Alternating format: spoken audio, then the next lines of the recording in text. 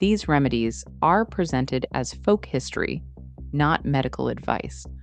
Always consult a qualified healthcare provider before using any herbal treatment. Before there were pharmacies, before there were roads, before a doctor was anything but a 3-day ride away, Appalachian mountain families still got sick. And they still healed. They kept the knowledge in their kitchens, their gardens, and their grandmother's hands. Today, most of it has been forgotten. But these 11 remedies still work. And number 1 was once so valuable it was traded all the way to China. One of these remedies was a stinking bag of roots that children were forced to wear around their necks all winter long.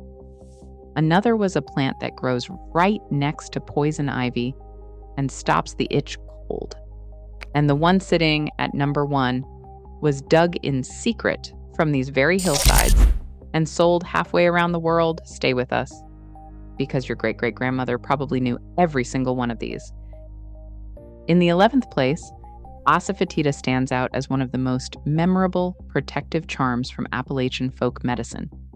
Known in the mountains as asafetida, this pungent resin was tied into a small cloth bag and hung around a child's neck through the cold months. Oral histories, like a 1929 account recorded by Blind Pig, recall the claim that wearing asafetida could keep off nearly any sickness. Though children dreaded the powerful smell, gagged over it, and sometimes faced teasing at school for the little bag swinging beneath their collars. The practice traces its roots to African American rootwork traditions, though that lineage remains unverified in the written record. Unlike many herbal teas or tonics, asafetida was rarely taken internally. The focus was on its strong odor, believed to ward off disease. While not toxic when worn, the scent is intensely irritating and left a lasting impression on those who grew up in its presence. Its place in the countdown reflects a remedy remembered more for its social and sensory impact than for proven healing power. In the 10th place, boneset holds a quiet but enduring spot in Appalachian folk medicine. Passed hand to hand, often from grandmother to grandchild, boneset was believed to ease aching joints and help bones mend after injury. Charles Thurmond, recalling his own grandmother's ways in the Foxfire archives, spoke of boneset as her herbal cure for everything, a remedy brewed in kitchens where Cherokee wisdom met Scots-Irish tradition.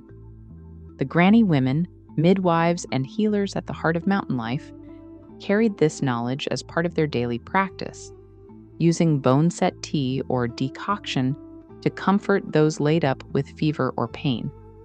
Scientific studies today offer only a modest nod to boneset's anti-inflammatory effects, and researchers say controlled trials are still needed. Yet in the old stories, no serious harm came from a well-made boneset brew, and its reputation for safety, when prepared with care, kept it in the granny woman's basket for generations. Number 9, corn silk stands out as a gentle springtime remedy woven into the rhythm of Appalachian farm life. When the first green shoots of corn pushed through the soil in early May, families would gather the silky threads from young ears and steep them into a pale tea. This corn silk brew, alongside sulfur molasses tonics, was believed to purify the blood after the long winter, a ritual as much about renewal as about health. The practice reflects a deep connection to the land and a careful reading of the agricultural calendar, with granny women guiding their kin through seasonal transitions. Oral tradition links corn silk tea to Scots-Irish settlers, though its precise heritage remains unverified. Modern science has found mild diuretic compounds in corn silk, but clinical studies are still in early stages. For the mountain people, though, a cup of corn silk tea meant a fresh start, easing the body's heaviness as spring returned to the hills.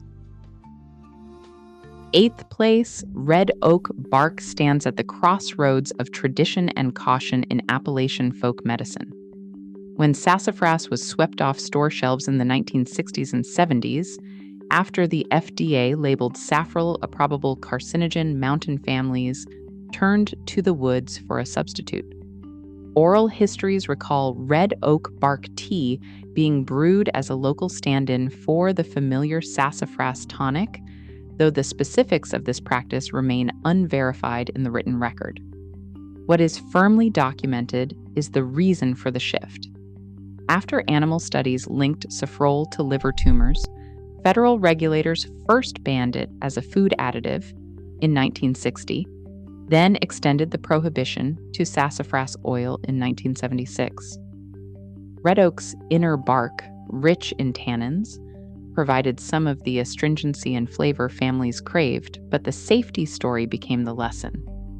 Today, both sassafras and red oak bark are flagged for their saffrol content, and health authorities warn against their use as tonics.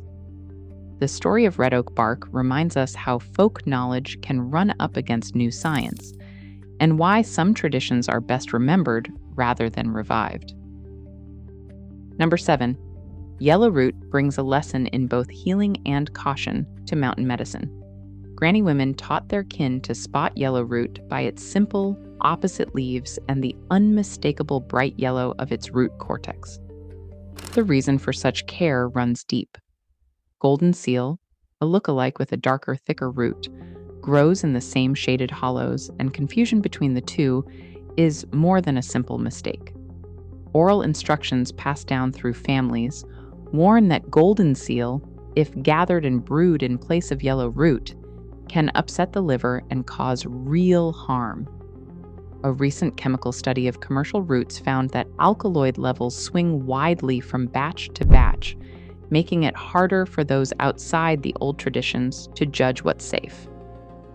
In the Facebook discussion circles where mountain folks still trade plant wisdom, the warning is clear: never pick yellow root unless you know it by heart.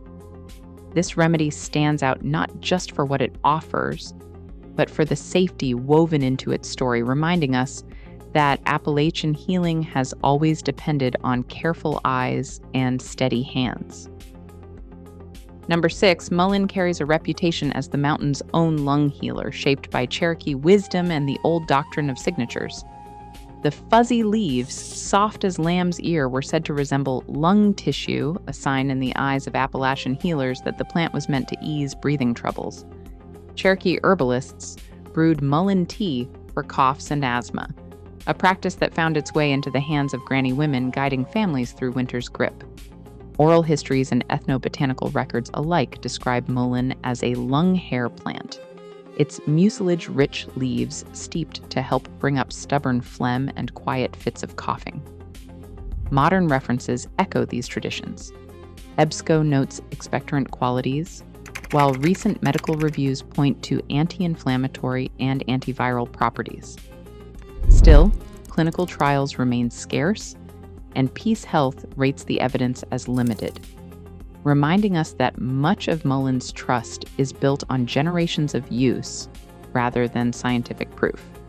As a tea, mullein is generally considered safe, but the seeds hold rotenone, so large amounts are best avoided. In the granny woman's basket, mullein stands as a bridge between Cherokee plant lore and cautious modern hope, a remedy that endures on the strength of memory, symbol, and the gentle care of Appalachian healers. Number 5. Jewelweed stands as one of the most debated plants in Appalachian folk medicine. In the shaded hollers where poison ivy and jewelweed often grow side by side, granny women taught that the fresh, watery stems of jewelweed could be pressed against the skin right after a brush with poison ivy. The belief was that jewelweed's juice would draw out the itch and keep the rash from taking hold, a remedy passed down through generations but never written in any medical book. Marie Mellinger, a Georgia botanist and Foxfire contributor, recalled learning this practice from mountain women who swore by its touch. The story of jewelweed doesn't end with folklore, though. In 2009, a clinical trial published on PubMed reported that a jewelweed extract reduced the severity of poison ivy dermatitis in a controlled setting. Yet the promise was short-lived. A later, larger analysis found no statistically significant benefit, and researchers judged the extract ineffective for most people. Still, the granny women favored it for its safety. Topical jewelweed is low risk, with only mild irritation reported in rare cases. The plant's place in the Appalachian tradition is secured not by certainty, but by the kind of lived experience that blends hope, trial, and the wisdom of those who made do with what the mountain offered. Here, the story of jewelweed marks a turning point, where old ways meet the scrutiny of science, and the answer remains as tangled as the vines along a creek bed. Across all 11 mountain remedies, one thread runs true: the wisdom of granny women, midwives, healers, and keepers of Cherokee, Scots-Irish, and African American rootways reminds us that survival once meant knowing the land by heart. Their legacy endures wherever folk knowledge still shapes how we seek healing. Please remember, always consult a qualified medical professional before trying any remedy. If these stories stirred something old in you, consider subscribing for more.